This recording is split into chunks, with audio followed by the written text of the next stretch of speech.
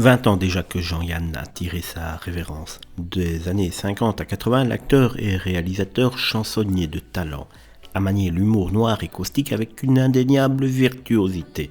Après avoir débuté dans le journalisme, Jean-Yann se tourne vers le cabaret, plus propice à son sens inné de la dérision. Il écume alors radio et télévision avec son complice Jacques Martin avant de se diriger vers le cinéma.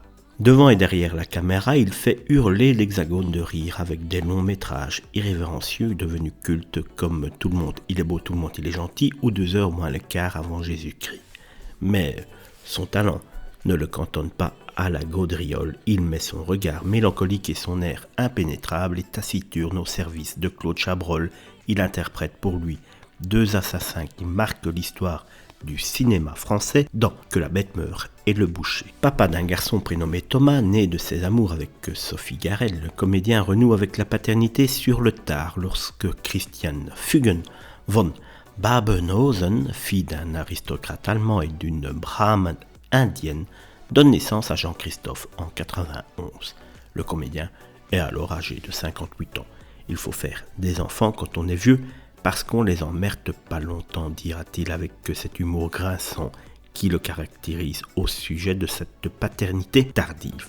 Un cynisme qui cache toutefois un papa investi et tendre, dont se souvient la comédienne Julie-Marie Parmentier, qui fut sa partenaire de jeu dans Chant Dolan et qui témoignait récemment sur Twitter évoquant le tournage de la série. Il est à ce moment-là fatigué, son fils de 9 ans doit le rejoindre et je crois que cela l'inquiète un peu. Il est soucieux de protéger au mieux son enfant, indique-t-elle en se remémorant également des moments de tête-à-tête entre père et fils. Le soir, au restaurant, après une journée de travail éprouvante, un souvenir poignant pour l'actrice.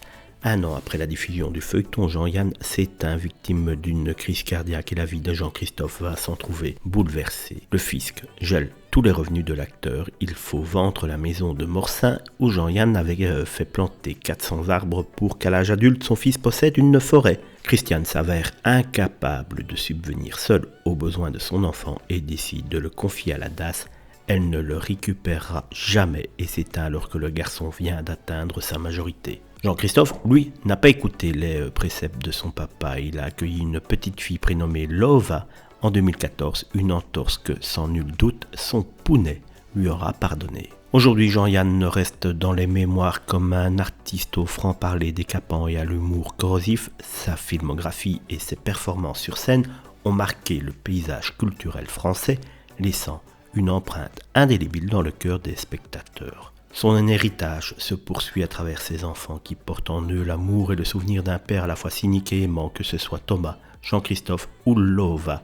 Ils sont le témoignage vivant de l'homme derrière l'artiste, de celui qui, malgré ses excès et ses provocations, savait être un papa attentif et protecteur et qui aurait été avec beaucoup de talent un très bon grand-père. La vie de Jean-Yann ne s'est donc éteinte, mais son esprit, son humour, son talent continuent de résonner à travers les générations. Il restera jamais un pilier de l'humour français, un provocateur au cœur tendre et un acteur inoubliable qui a su conquérir les cœurs et les esprits avec sa verve inégalée. 20 ans après sa disparition, l'héritage de Jean-Yann brille toujours d'un éclat singulier, rappelant à tous que l'humour, même le plus grinçant, peut toucher l'âme et éveiller les consciences. Repose en paix, l'ami Jean.